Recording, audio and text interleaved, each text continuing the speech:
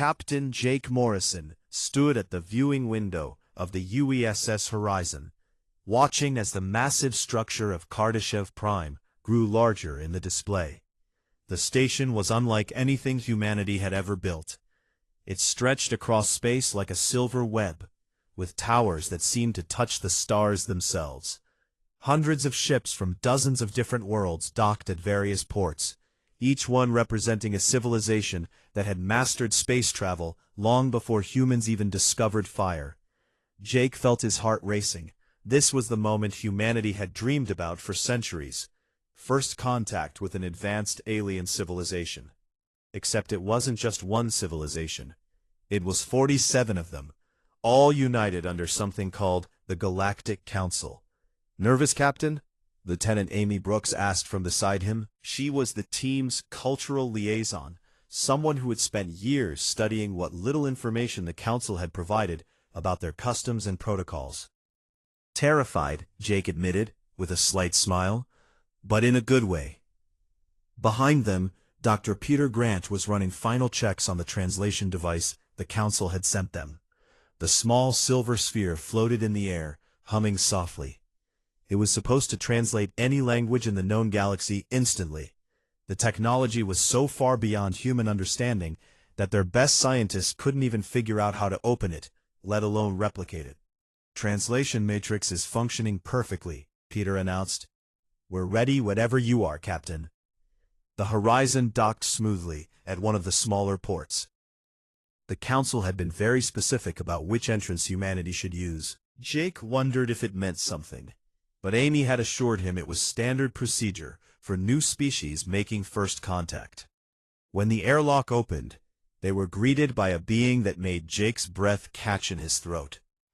It stood nearly 8 feet tall and appeared to be made entirely of crystal. Light moved through its body in patterns that Jake suspected might be a form of communication. This was Architect Veln, the Council's senior diplomat. "Welcome, representatives of humanity," Veln said, and Jake heard the words in perfect English through the translation matrix. "We have waited with great interest for this meeting." Jake bowed slightly, the way Amy had taught him. "Thank you for inviting us.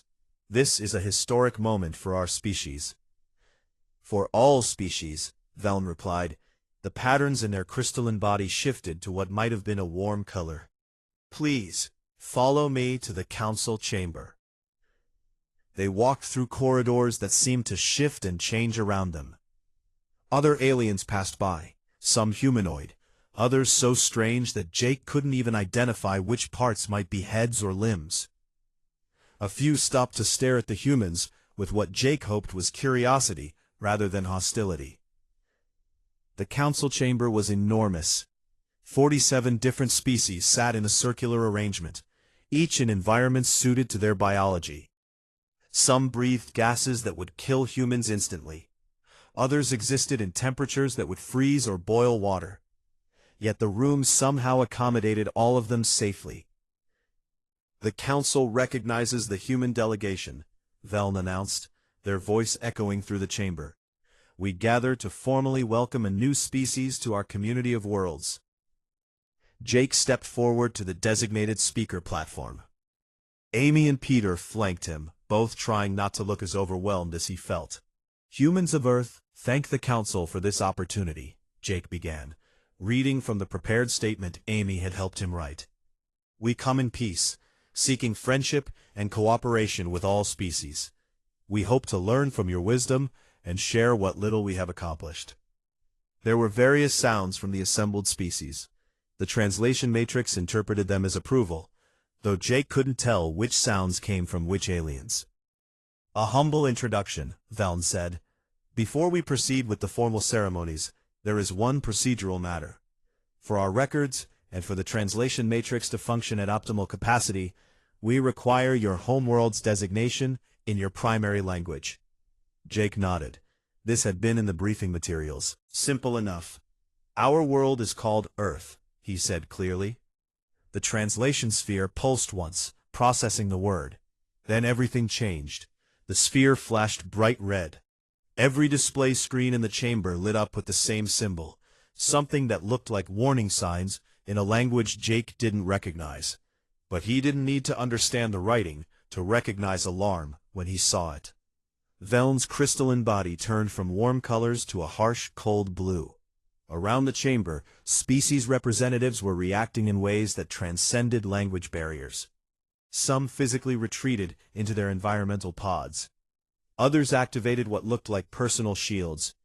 A few let out sounds that the translation matrix couldn't interpret, but Jake's instincts told him they were screams. "There must be an error," Veln said, and for the first time, Jake heard something in the alien's voice that sounded like fear. "Run the designation through the matrix again."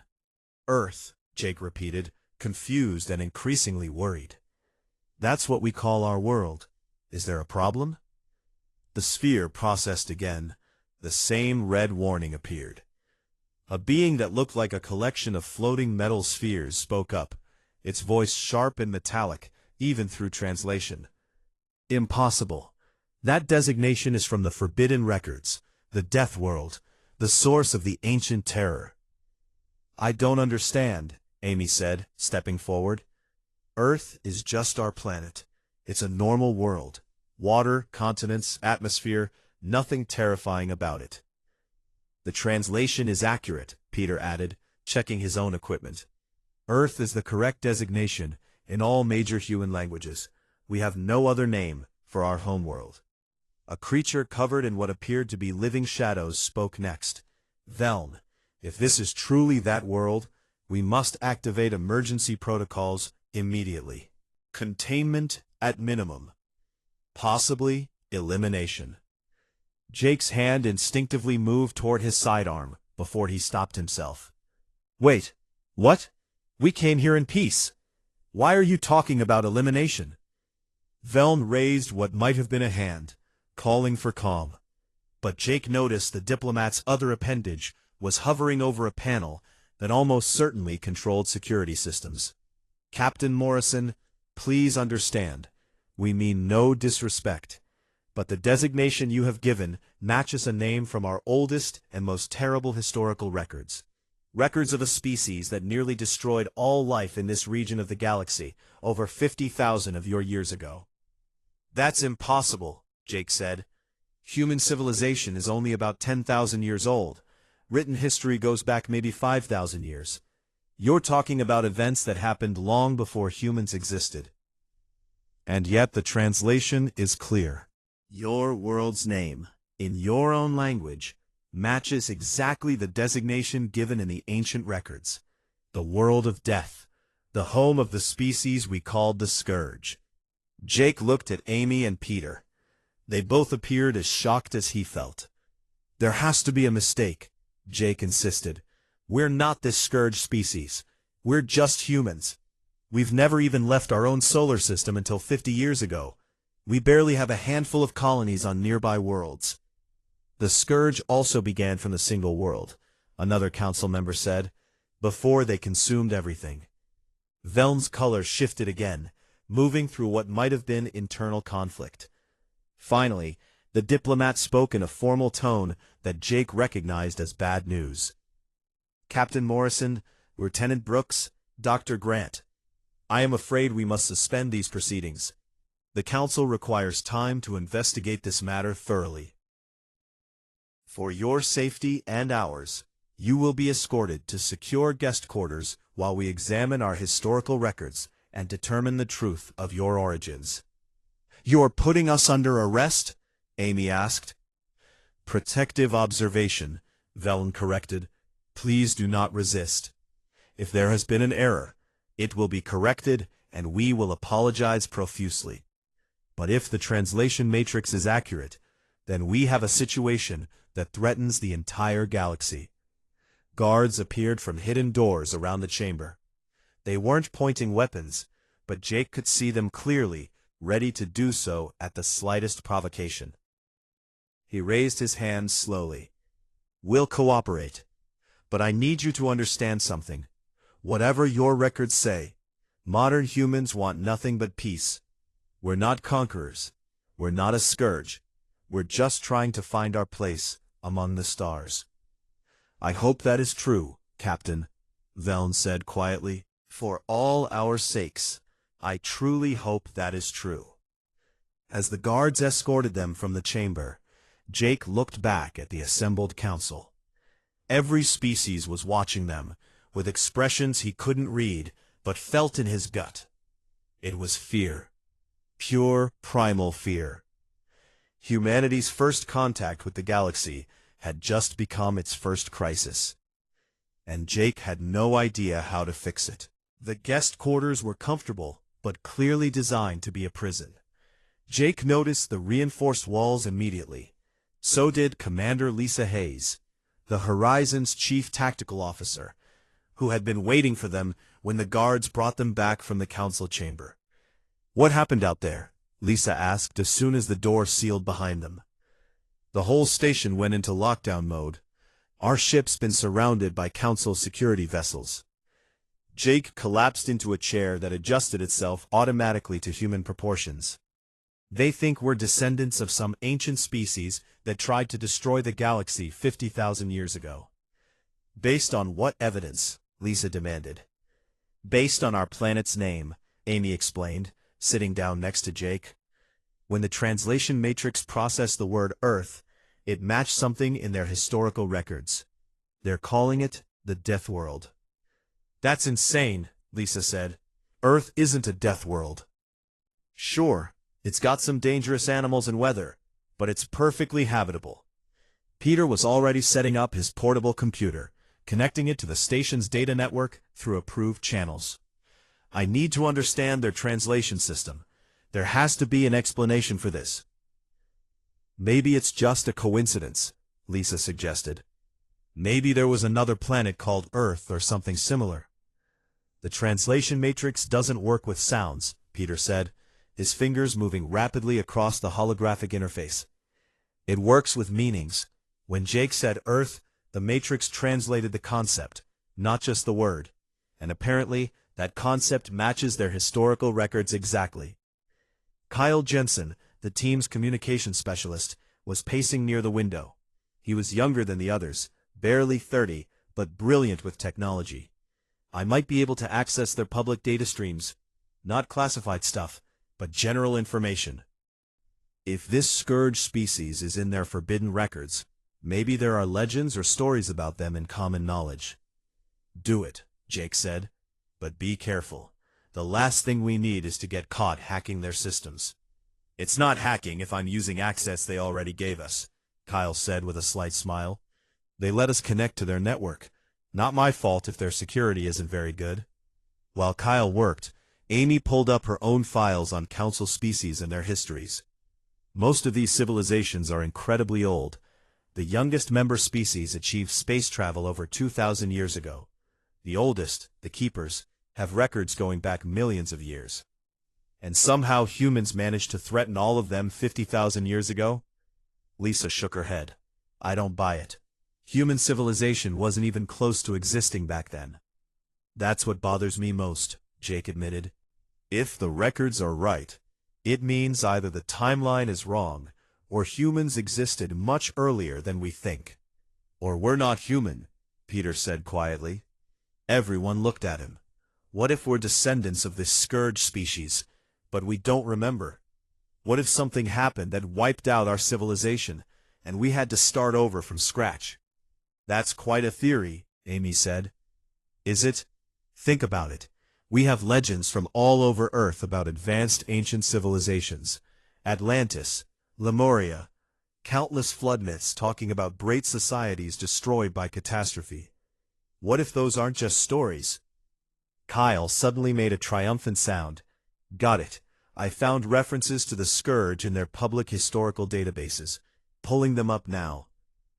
The holographic display filled with text and images. The translation was rough, clearly not meant for human eyes, but readable enough to understand. "The Scourge Wars. A period of darkness lasting 300 standard cycles, approximately 15,000 of your years by Earth measurement. Origin point, a world in the outer spiral, designated as the Death Sphere." "Death Sphere," Amy whispered. "That's what they called Earth." Kyle scrolled through more information. Listen to this. The scourge species was described as impossibly resilient. They survived in environments that would kill most known life forms. They consumed substances toxic to other species for recreation. Their healing capabilities were extraordinary, recovering from injuries that would be fatal to others. They're describing humans, Lisa said, her voice tight. Those are all things humans can do. It gets worse, Kyle continued.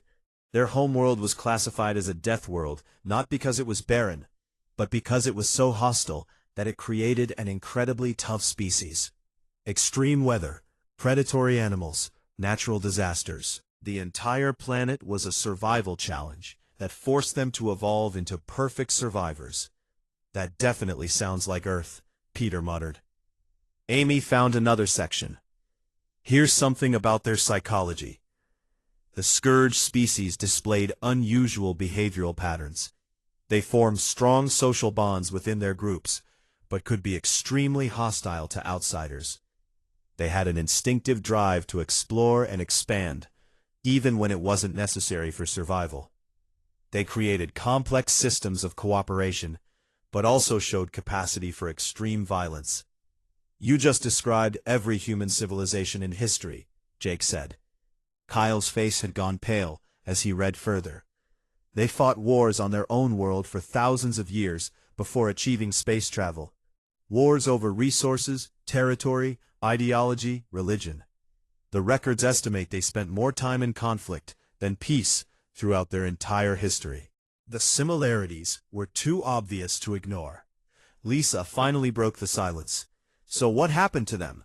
If they were so dangerous, how did the galaxy survive? Kyle scrolled to the end of the accessible records. It just says the Scourge Wars ended suddenly. No explanation. The species disappeared from galactic records.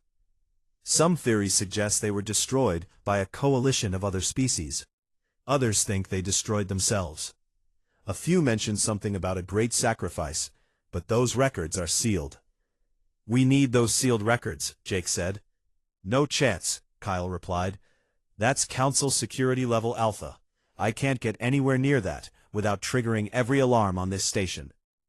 Peter had been quiet, working on his own analysis. Now he looked up with an expression of shock. I found something in Earth's geological records. I was comparing the timeline of the Scourge Wars with known events on Earth. He projected a graph onto the holographic display. 50,000 years ago, something happened on Earth. There's evidence of a rapid climate shift, multiple extinction events among megafauna, signs of massive fires across multiple continents, and something else. There are trace elements in the geological record from that period that shouldn't be there naturally. What kind of elements? Amy asked. The kind associated with advanced industrial processes. The kind that would come from manufacturing technology. Peter zoomed in on specific data points. It's subtle, spread out over thousands of years, but it's there. Someone was building things on Earth during the time period that matches the Scourge Wars. You're saying humans built an advanced civilization 50,000 years ago, went to war with the galaxy, and then somehow lost all that technology and knowledge? Lisa sounded skeptical. I'm saying the evidence suggests it's possible, Peter corrected. Jake stood up and walked to the window. Outside, he could see Council security ships maintaining their positions around the horizon. Other ships moved through the station's traffic lanes, species going about their business, probably unaware that humanity's fate was being decided right now. If this is true, Jake said slowly, if humans really are descendants of the Scourge, what does that mean for us now? Are we guilty of crimes our ancestors committed 50,000 years ago? It's more than that, Amy said quietly. It means we have the potential to do it again. That's what they're afraid of. Not what humans did in the past, but what we might do in the future. Kyle brought up more information. I found references to specific battles. Colonies wiped out, entire species driven to near extinction. The records say the Scourge didn't fight like other species. They didn't accept defeat. Even when outnumbered, outgunned, and facing certain death, They kept fighting. The other species couldn't understand it. They called it madness. Or determination, Lisa said. Humans don't give up easily. We never have. That's exactly what scares them, Peter pointed out. A chime sounded at the door. Everyone tensed, but when the door opened, it was just a service robot bringing food and water. The robot placed the containers on a table and left without a word. Jake looked at the supplies. That's a good sign, right? Or they're keeping us healthy until they decide whether to execute us or just imprison us forever, Lisa said darkly. Amy walked over to Jake. What are we going to do, Captain? Jake was quiet for a long moment, thinking. Then he turned to face his team. We're going to find out the truth, all of it. If humans really are descended from this scourge species, we need to know. We need to understand what happened and why. And then we're going to prove to the Council that we're not our ancestors. How? Kyle asked. I don't know yet, Jake admitted. But we have something our ancestors apparently didn't have. We have the chance to make different choices. Whatever humans did 50,000 years ago, we're not those people anymore. We've learned, we've grown, we've built a civilization based on cooperation and peace. Have we, though? Peter asked quietly. Earth unified less than 200 years ago. Before that, we had 2 world wars, nuclear weapons, genocides. Humans have a pretty dark history, Jake. But we overcame it, Jake insisted. That's the point. We recognized our mistakes and chose to be better. That has to count for something. Lisa nodded. The captain's right. Whatever we learn about our past, it doesn't define our future. We define our future. Amy smiled slightly. That's very human of you to say. Exactly, Jake agreed. And maybe that's what we need to show them. Yes, humans have the capacity for violence. Yes, we're survivors who don't give up. Yes, we come from a world that made us tough. But we also have compassion. We have the ability to change. We have hope. Kyle looked up from his computer. You might want to save that speech. According to the station's schedule, the Council is convening a special session in 12 hours. My guess is they're going to make a decision about humanity. Then we have 12 hours to figure out how to save our species, Jake said. Outside the window, the stars continued to shine, indifferent to the drama unfolding on Kardashev Prime. Somewhere among those stars was Earth, home to 8 billion humans who had no idea their entire future hung in the balance. They didn't know that their planet's name had triggered a galactic crisis. They didn't know that their ancestors might have once terrorized the galaxy. But Jake knew, and he was determined that whatever the Council decided, humanity would face it together. They would face it with the same determination that had carried humans through ice ages and disasters, through wars and peace, through all the challenges that made them who they were. For better or worse, humans were survivors.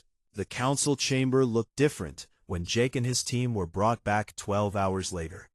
The lighting was harsher, more clinical.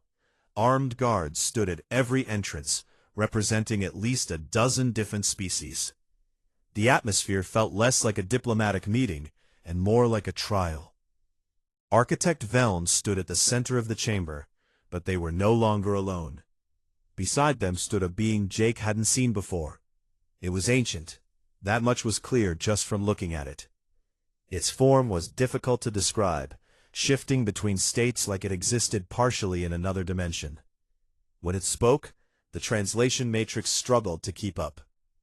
I am Keeper Thras, the being said, its voice like wind through empty corridors. I maintain the historical records of the Council. I have existed for 16,000 of your years.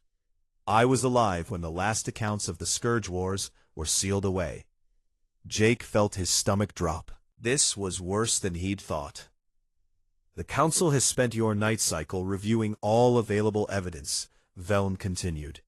We have examined your genetic data, your historical records, your planet's geological information. We have compared it all to our sealed archives of the Scourge Wars.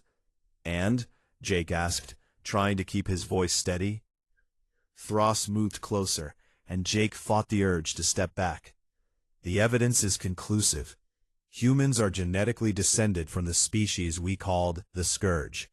Your DNA carries markers that match samples we preserved from ancient battlefields. You are their children, separated by 500 centuries, but unmistakably connected. Amy grabbed Jake's arm. He could feel her trembling. However, Veln said, and Jake latched onto that word like a lifeline. The Council is divided on what this means. Some argue that genetics determine destiny. Others believe that 50,000 years of separation is enough to create an entirely new species, regardless of heritage. A new voice spoke up. It came from a being that looked like it was made of living metal, every surface covered in what might have been battle scars. I am Security Director Zahn. My species lost 12 colony worlds to the Scourge. Billions of my ancestors died in those wars. When I look at you humans, I see the enemy that nearly destroyed us. We're not your enemy, Lisa said firmly. We didn't fight those wars. Our ancestors did. Your ancestors? Zahn's voice turned harsh. Let me tell you about your ancestors, Commander. They didn't just fight wars. They excelled at it. They turned warfare into an art form. Every species has conflicts, but the Scourge made it their defining characteristic. Thros projected images into the center of the chamber. They showed battles, destruction, worlds burning. The Scourge didn't fight like other species. When faced with superior numbers, they used guerrilla tactics. When their ships were damaged, they turned them into weapons. When they were captured, they escaped and caused chaos behind enemy lines. They were unpredictable, creative, and absolutely refused to surrender. That sounds like they were fighting for survival, Peter said, not conquest. The line between survival and conquest becomes blurred in war, Thros replied. But you make an interesting point, Dr. Grant. Our records show that the Scourge Wars did not begin with human aggression. They began with fear. Veln's colors shifted to something that might have been regret. The records show that when the Scourge first left their world, they encountered other species who reacted with hostility. Their ships were fired upon. Their colonists were killed. The other species were afraid of them. Why? Amy asked. What made them so frightening? Zahn answered. Because they came from a death world and survived things that would kill any rational species. Because they healed too fast. Because they ate toxins for pleasure. Because they existed in temperature ranges that should have been lethal. Because they were wrong in ways we couldn't understand. You were afraid of them because they were different, Jake said quietly. We were afraid because they were dangerous, Zahn corrected, and we were right to be. When the Scourge fought back against the initial attacks, they didn't just defend themselves. They crushed their attackers completely. They made examples of them. They showed the galaxy what happens to those who threatened human colonies. Thros brought up more records. The war escalated rapidly. Alliances formed against the Scourge. They responded by building more ships, more weapons, more colonies. They spread across star systems like wildfire. Every attempt to contain them failed. How many humans were there? Peter asked.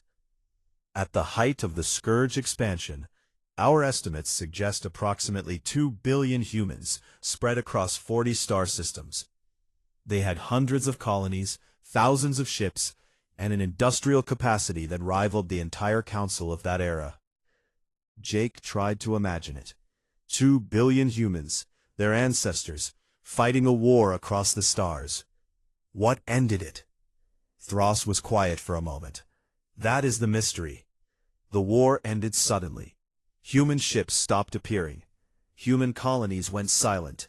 Within a single generation, the Scourge disappeared completely from galactic space. Some of us believe they were destroyed, Zahn said. A coalition of species launched a final offensive against their homeworld. The records from that battle are incomplete, but they suggest the Scourge's home system was rendered uninhabitable. Yet Earth exists, Veln pointed out, and humans exist, clearly, The world was not completely destroyed. Which means, they survived, Zahn said. Again, just like they always did. Jake felt anger rising in his chest. You keep talking about survival like it's a crime. Yes, humans are hard to kill. Yes, we adapt and overcome. But that doesn't make us monsters. Doesn't it? Zahn moved closer. Let me share some facts about modern humans, Captain Morrison. Your species has been in space for less than a century. Yet you've already established colonies on 6 different worlds. You've built warships despite having no enemies. You've developed weapons that could sterilize planets. You've done all of this in the name of exploration and defense, just like the Scourge did. That's not fair, Lisa protested. Every species builds defenses. Not like humans, Zahn replied. I've studied your military history, Commander Hayes. Your species has been in a state of war for 90% of your recorded history. You've developed thousands of different ways to kill each other. You've created weapons and then banned them because they were too horrible, only to create new ones. You celebrate warriors and soldiers. You write songs about battles. War is woven into your culture. So is peace, Amy argued. We also write songs about love and hope. We create art and literature. We help each other. We've built a unified world government dedicated to cooperation. After how many wars? Zahn asked. How many millions died before you finally decided to work together? Jake wanted to argue, but he couldn't deny the truth in Zahn's words. Human history was soaked in blood. They had fought wars over everything imaginable.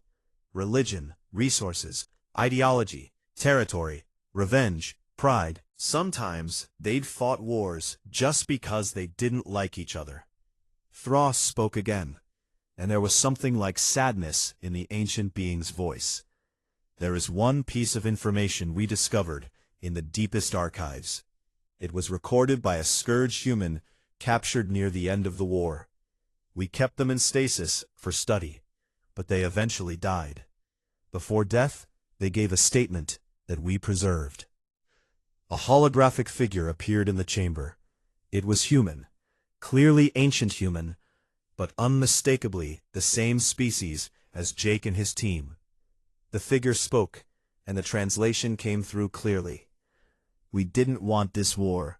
We just wanted to survive, to grow, to explore. But the galaxy feared us before knowing us. They attacked us before trying to understand us. We fought back because that's what humans do. We survive. But now I see what we've become. We've turned into the monsters they thought we were. The war has to end. Somehow, it has to end. The image faded. That human died 3 days after giving that statement, Thros said. 2 weeks later, all human activity in galactic space ceased. We believe they made a choice. What choice? Jake asked. To return to Earth and destroy their own civilization, Veln said softly. To erase their history, their technology, everything they had built. To start over from nothing, in hopes that their descendants would grow differently, would choose peace instead of war. The chamber was completely silent. You're saying our ancestors committed civilization suicide? Peter sounded shocked. They deliberately sent themselves back to the Stone Age? The evidence supports it, Thros said. We found no records of a final battle at Earth, no evidence of orbital bombardment or planetary destruction. But we found something else. Records of human ships returning to their homeworld. Hundreds of them, all converging on Earth in the final days of the war. After that, nothing. They went home, Amy whispered.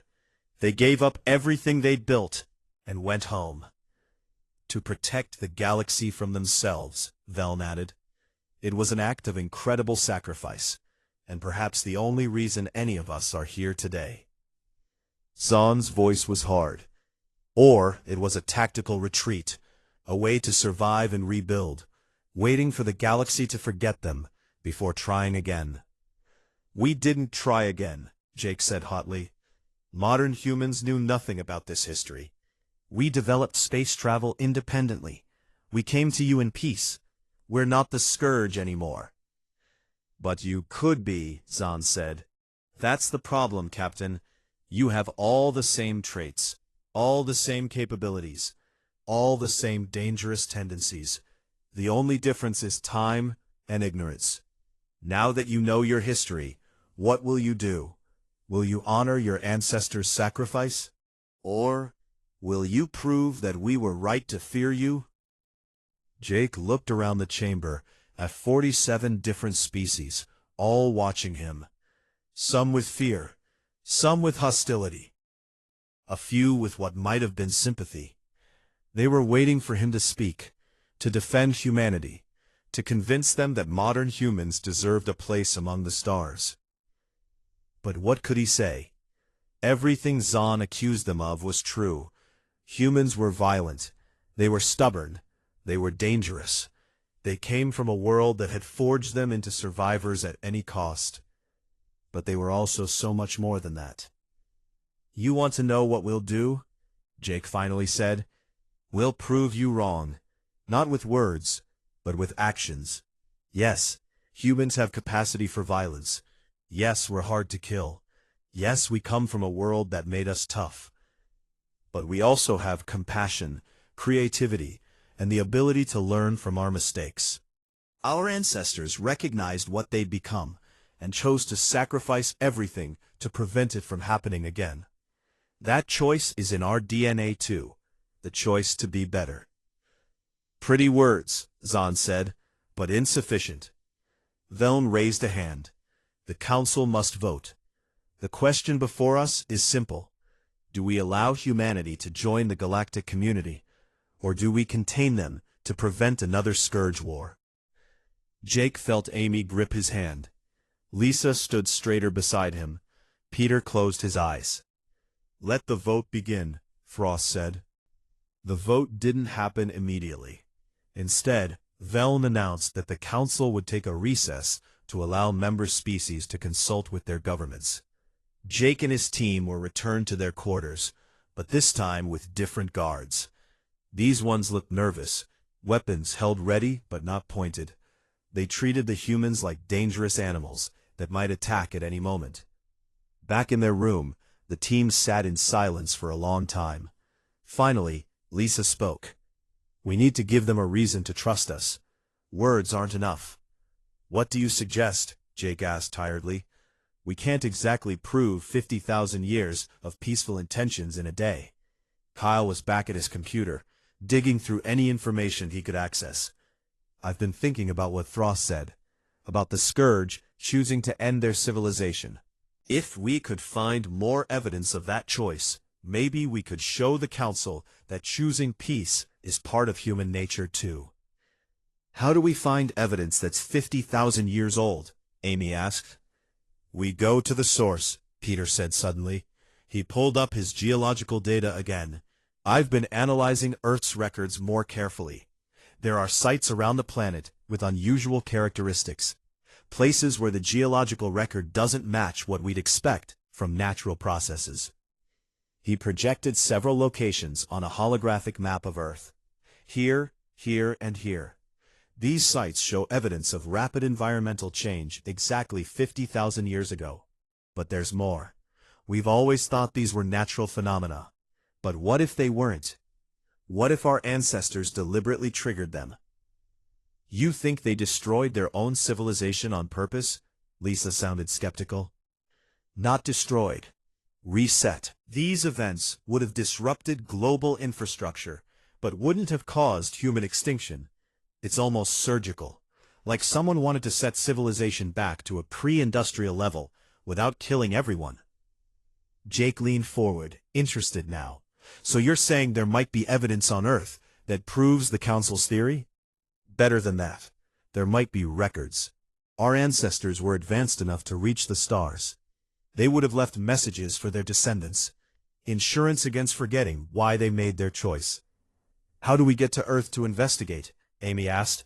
We're prisoners here. We ask, Jake said simply. We tell the Council what we suspect, and request permission to search Earth's archaeological sites. If we find evidence that supports their theory, it could change everything, or it could confirm their worst fears, Lisa pointed out.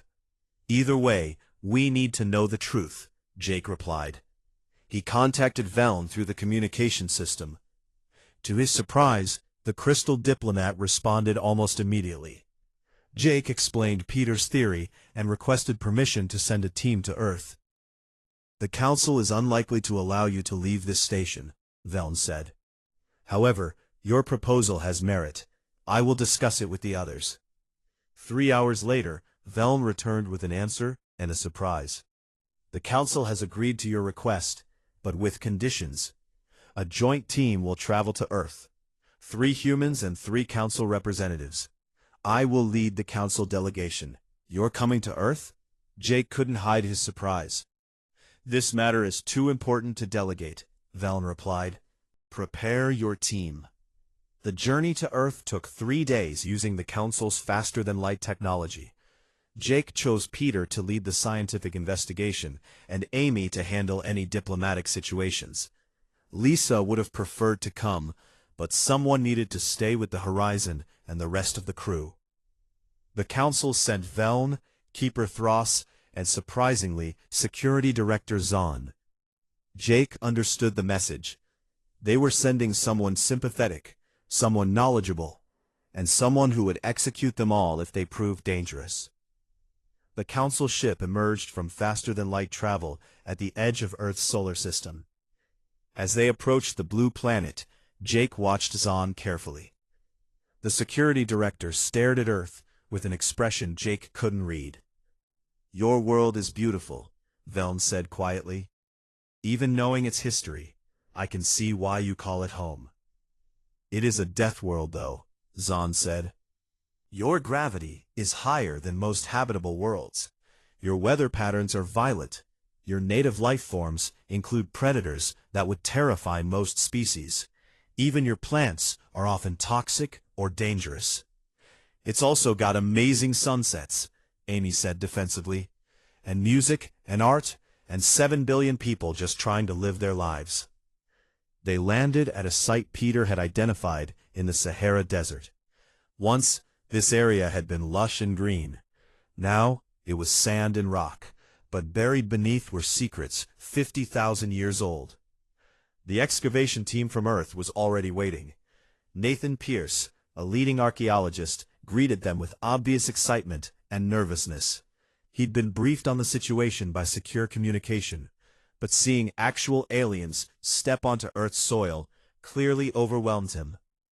Dr. Pierce, Peter said, shaking his hand, thank you for preparing the site. We've been excavating here for 3 weeks since we received your request, Nathan said. You were right. There's something here. Something old and definitely not natural. He led them to a pit where his team had uncovered what looked like a doorway built into solid rock. The metal was corroded but still intact, covered in symbols that made the translation devices flicker with recognition. It's a human language, Thros said, moving closer. But not any current human language. This is ancient, predating your oldest known writing systems by 40,000 years. Can you translate it? Jake asked. Thros studied the symbols carefully. It says, to those who come after, learn from our mistakes, choose better than we did. Nathan's team had already opened the doorway using careful archaeological techniques. Inside was a chamber that had been sealed for 50 millennia. The air that escaped was stale but breathable. Emergency lighting activated automatically as they entered, running on some power source that had lasted impossibly long. The chamber was filled with crystalline data storage devices, perfectly preserved.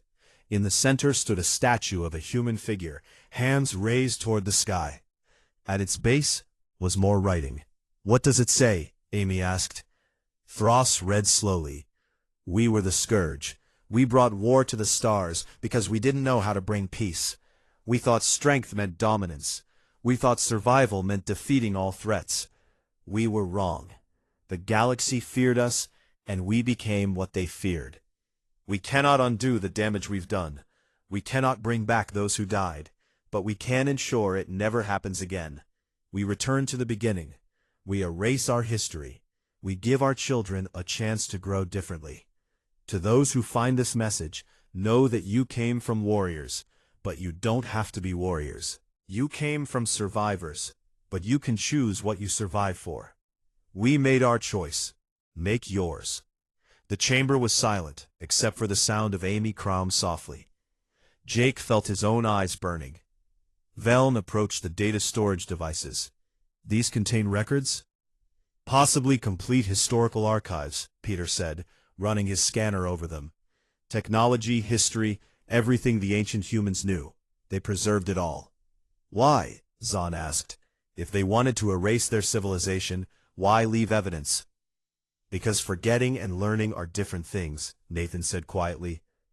They wanted their descendants to know the truth someday, to understand why the choice was made, but only when we were ready. Over the next several days, they extracted and began translating the ancient records. What they revealed was heartbreaking.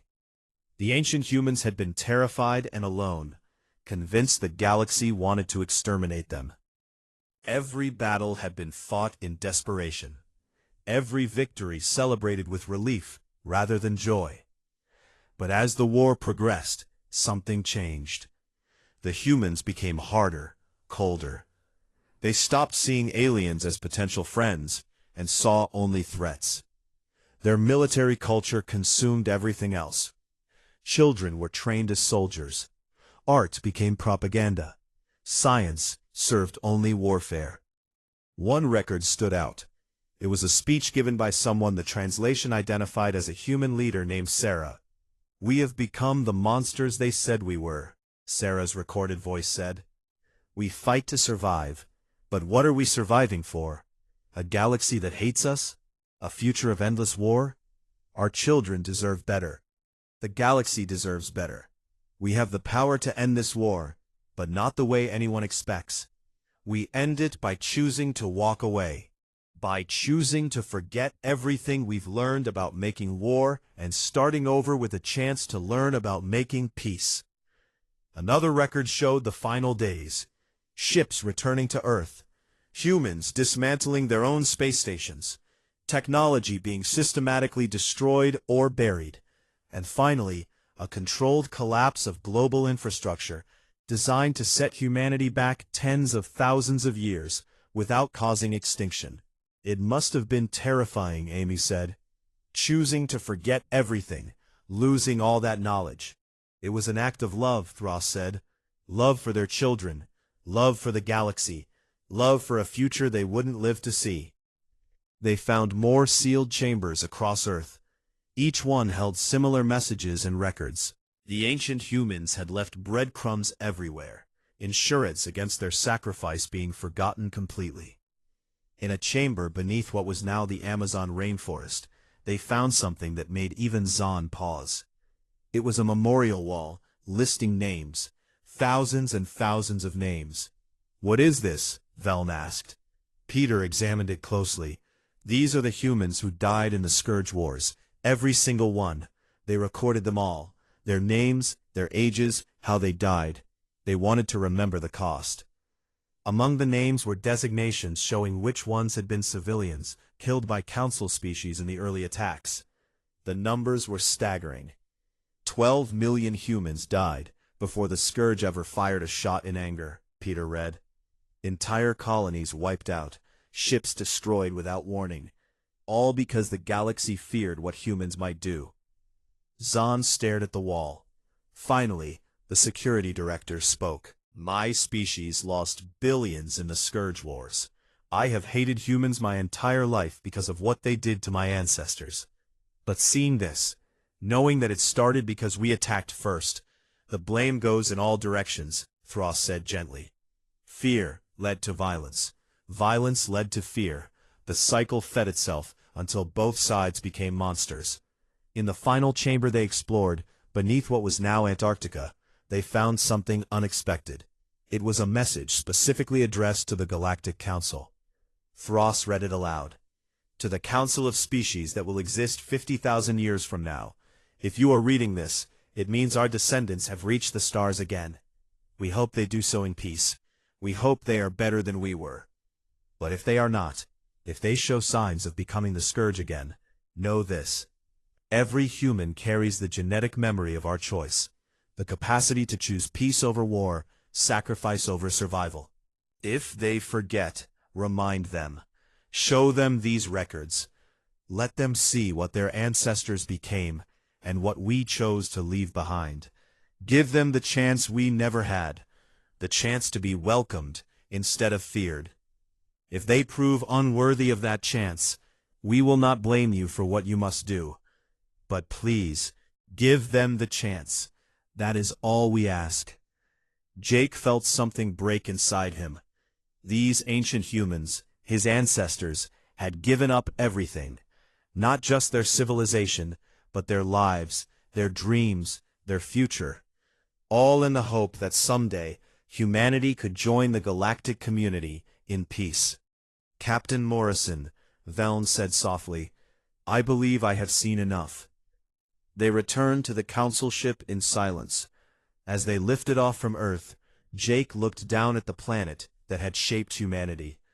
The death world that had forged humans into survivors. The home world where ancient humans had chosen to end their empire. What happens now? Jake asked.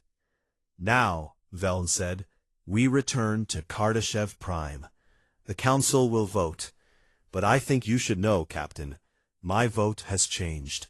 I have seen the evidence of your ancestors' sacrifice. I have seen the choice they made. I believe their descendants deserve the chance to honor that choice. And you, Director Zahn? Jake asked. The security director was quiet for a long moment. I still fear what humans might become, but I see now that fear is what started the last war. Perhaps it is time to choose differently, as your ancestors did. Frost placed what might have been a hand on Jake's shoulder. The question is not whether humans have the capacity for violence, Captain Morrison. The question is whether you have the wisdom to choose peace when violence is easier. Your ancestors answered that question 50,000 years ago. Now, you must answer it for your generation. Jake looked out at the stars. Somewhere among them was Kardashev Prime and 47 species waiting to judge humanity. He thought about Sarah and the other ancient humans who had sacrificed everything. He thought about their message, asking only for a chance.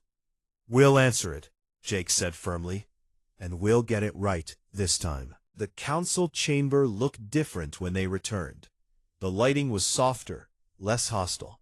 The guards were still present, but they no longer looked at the humans like they were dangerous animals. Word of what the expedition had found on Earth had spread through the station. Jake stood once again at the speaker platform, but this time, Velln stood beside him. The crystal diplomat had become an unexpected ally, someone who now advocated for humanity rather than feared them. The council has reviewed all evidence gathered from Earth, Velln announced. We have seen the chambers. We have read the messages. We have examined the records left by ancient humans. The question before us now is not whether humans are descended from the scourge. That is proven beyond doubt. The question is what that means for modern humanity. Keeper Thros projected images from Earth into the center of the chamber. The memorial walls with their thousands of names. The messages asking for future humans to choose differently. The records showing the deliberate collapse of human civilization. What we found on Earth is unprecedented in galactic history, Thros said. A species recognizing its own dangerous tendencies and choosing to erase itself rather than continue down a path of destruction. The sacrifice required is almost incomprehensible. They gave up technology that took thousands of years to develop. They accepted hardship and suffering for generations, all to give their descendants a chance at a different future. Security Director Zahn stood next. Jake tensed, expecting opposition, but Zahn's voice was different now, less hostile, more contemplative. I have spent 3 days on Earth, Zahn said. I have walked on the world that birthed the scourge. I have stood in the chambers where they recorded their final messages. and I have reached a difficult conclusion. The chamber waited. My species has told stories about the Scourge Wars for 50,000 years. We remember them as monsters, as the great enemy that nearly destroyed civilization. Those stories shaped how I saw the universe. They taught me that some species are too dangerous to exist. But those stories were incomplete. Zahn projected an image of the memorial wall, showing the 12 million humans killed before the war truly began. The Scourge did terrible things. They fought with a ferocity that traumatized the galaxy. But they fought because we attacked them first. They became what we feared because we gave them no choice but to fight or die. The cycle of violence was started by fear. My fear. Our fear. And it was ended by courage. Human courage. Jake felt Amy grip his hand again. I still fear what humans might become. But I fear more what we might become if we repeat the mistakes of our ancestors. If we meet humans with fear and hostility again, we will create the very enemy we're trying to prevent. The question is not whether humans are dangerous. They clearly are. The question is whether we are wise enough to give them a different path than violence. A new speaker rose. It was a being Jake hadn't heard from before, representing one of the oldest species in the council. I am Elder Sin. My species has records dating back 300,000 years. We have seen many species rise and fall. We have witnessed countless wars, but we have never witnessed anything like what the ancient humans did. To choose collective amnesia, to voluntarily return to primitive conditions, to sacrifice everything for the hope of a better future for descendants they would never meet. This level of sacrifice speaks to a fundamental nobility in the human spirit.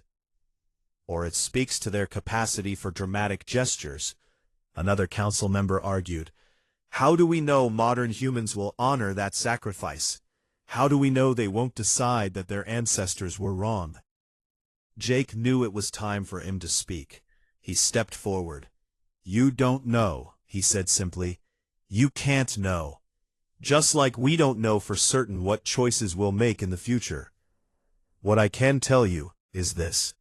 When we learned about our history, our first instinct wasn't to celebrate ancient human power. It was shame. Shame that our ancestors caused so much pain. Shame that we carry that legacy, but also gratitude that they chose to end it. He looked around the chamber, meeting the eyes of as many species as he could. You asked if we'll honor their sacrifice. Here's my answer. Every single day, modern humans make the choice to be better than our violent instincts tell us to be. We could have continued the tribal conflicts that dominated our history. We could have used our nuclear weapons. We could have conquered each other. But we chose differently. Not because we're not capable of violence, but because we decided that capability doesn't define us. Amy stepped forward beside Jake. Humans have a saying, the past doesn't define you, but it does teach you. Our ancestors taught us the most important lesson possible. They showed us what happens when fear and violence control your choices. They paid the ultimate price to make sure we learn that lesson. We won't forget it. Peter joined them. The chambers on Earth aren't just historical sites to us. They're sacred. They're reminders of what we could become and what we choose not to be. We've already begun teaching this history to every human. Everyone will know about the Scourge Wars. Everyone will understand the choice our ancestors made. That knowledge will shape human culture for generations. Veln spoke again. The council must decide. But before we vote, I want to propose something different than the original options. Not full membership or total quarantine. A third path. The chamber buzzed with interest. Humans will be granted provisional membership in the Galactic Council, Veln explained. They will be allowed to maintain their current colonies and establish limited trade relations. But they will accept restrictions on military expansion. They will submit to regular inspections. They will work with council advisors on cultural development. And most importantly, they will help us establish new first contact protocols. First contact protocols? Jake asked. The Scourge Wars began because of failed first contact, Veln said, because fear led to violence. Humans, more than any other species, understand the cost of that failure. You can help us ensure it never happens again. You can teach other species about the dangers of assuming hostility. You can be living proof that even a so-called dangerous species can choose peace. Keeper Thros added, the provisional period would last 1,000 years. During that time, humans would prove through consistent action that they honor their ancestors' sacrifice. If successful, full membership would follow. If not, the restrictions would remain. 1,000 years is multiple human lifetimes, Lisa pointed out over the communication link from the horizon. None of us will live to see full membership. Exactly, Frost said. This is not a burden for one generation to bear. It is a commitment that all future humans must maintain. Just as your ancestors made a sacrifice for you, you will make a commitment for your descendants. Jake looked at his team. Peter smiled. Through the communication link, he could see Lisa and Kyle giving thumbs up. We accept, Jake said. Humanity accepts provisional membership under those conditions. The Council will vote, Veln announced. This time the vote was not about whether humans were dangerous. It was about whether the galaxy was brave enough to offer trust instead of fear. One by one, species cast their votes. Some voted for acceptance immediately. Others abstained. A few voted against, their fears still too strong. But when the final count appeared, provisional membership had passed. 30 votes in favor, 10 against, 7 abstentions. Humanity had earned its place among the stars, not through conquest or demand, but through the sacrifice of ancestors 50,000 years dead, and the promise of descendants not yet born.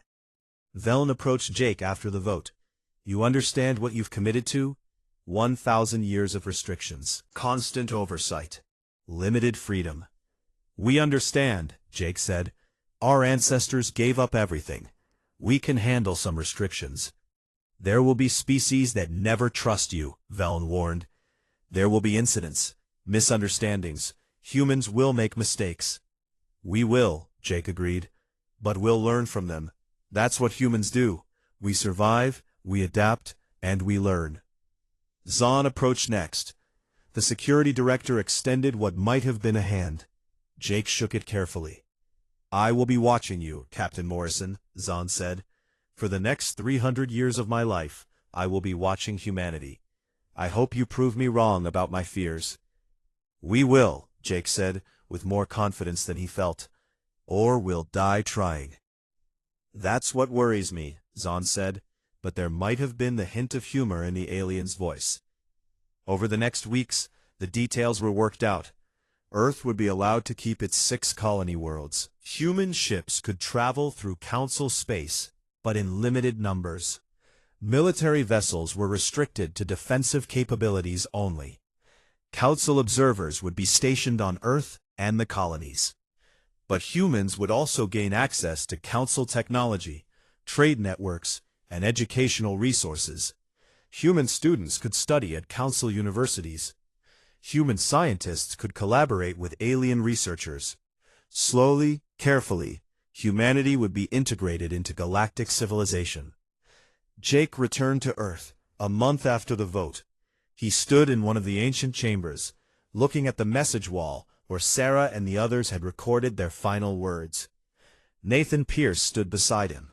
The archaeologist had become the official keeper of the ancient sites, ensuring they would be preserved for all future humans. Do you think we can do it? Nathan asked. Live up to what they sacrificed for? He thought about Zahn's suspicion and Veln's cautious hope. He thought about 1,000 years of restrictions and oversight. He thought about all the ways humans could still fail. I think we have to try, Jake finally said. They gave us a chance. The least we can do is take it seriously. The burden on future generations will be heavy, Nathan said. Always being watched, always having to prove ourselves, always being the descendants of the Scourge. Better than being the Scourge itself, Jake replied. As they left the chamber, Jake looked up at Earth's sky. Somewhere up there, the horizon was preparing for its next mission. Not conquest or expansion, but exploration and diplomacy. Learning about other species, building relationships, proving day by day that humans could choose peace. It wouldn't be easy. There would be setbacks and challenges. Some humans would resent the restrictions. Some aliens would never trust them. The weight of history would press down on every generation. But Jake had learned something important from the ancient records. Humanity's greatest strength wasn't their ability to fight or survive. It was their ability to choose, to look at their worst instincts and decide to be better, to face impossible odds and find a different path. Sarah and the ancient humans had made their choice 50,000 years ago. They had chosen to sacrifice everything rather than continue down a path of destruction. Now it was modern humanity's turn to choose, not just once, but every day for the next 1,000 years. Every time violence seemed easier than peace, every time fear seemed more reasonable than trust, every time survival seemed to require defeating others. Each time, humans would have to choose differently than their instincts demanded. It was a test that would span generations, a burden that would outlive empires, a responsibility that would shape humanity's future forever. But as Jake boarded the shuttle that would take him back to the horizon, he felt something he hadn't expected. Hope. Not blind optimism, but realistic hope. The kind that acknowledges difficulty while refusing to surrender to it. The kind that humanity had always possessed, even in their darkest hours. The galaxy had learned Earth's real name. Terror had gripped the stars, but fear had not won. This time, things would be different. This time, when humans reached for the stars, they would do so with wisdom earned through terrible sacrifice. This time, humanity would get it right. Or they would spend 1,000 years trying, which was more than most species could say. As the shuttle lifted off, Jake looked down at Earth one last time. The Death World, the home of the Scourge, the planet where ancient humans had chosen to end their empire. And now, the world where modern humans would begin a different legacy. One based not on conquest, but on cooperation. Not on fear, but on understanding. Not on violence, but on the choice, made every single day, to be better than their capacity for destruction. It was the hardest path humanity had ever chosen. But then again, humans had never been ones to choose the easy path. They were survivors after all. And this time, they would survive by learning to live in peace.